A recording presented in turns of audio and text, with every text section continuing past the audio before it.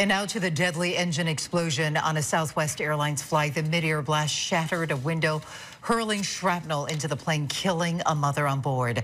Investigative reporter Chuck Goudie in the newsroom right now with the latest on what caused that blast. Chuck. Judy, federal air safety inspectors have now found hairline cracks in the fan blade that broke off, indicating what they call metal fatigue. But that observation alone does not explain why the turbine blade was stressed or why it hadn't been replaced before yesterday's accident. It's very unusual, and so we are taking this event extremely seriously.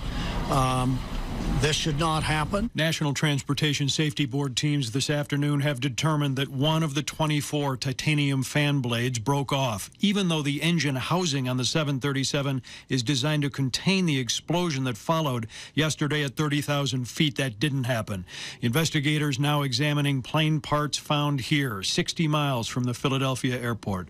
But what caused the metal fatigue in the engine blades of this Boeing 737? That is the core question.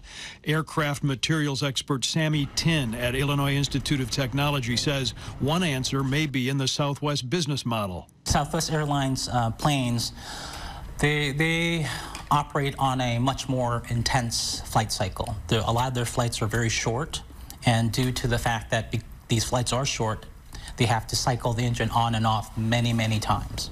So that accelerates the amount of fatigue damage that can accumulate in these types of materials. Tuesday's accident was en route from New York to Dallas, and then the plane was to fly on to San Francisco, departing today and scheduled to land at Chicago Midway about 11 a.m. Instead came the mid-air engine failure. Passenger Jennifer Reardon was nearly sucked out of the Boeing 737. She ended up dead.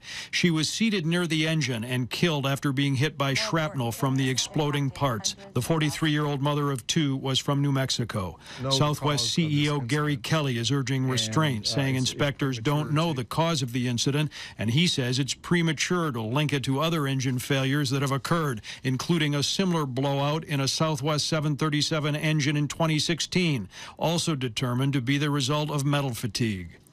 Given enough time in a turbine, all jet engine blades would crack and break apart at some point. Aviation engineers say the aim of scheduled maintenance is to replace blades before they're fatigued to the breaking point.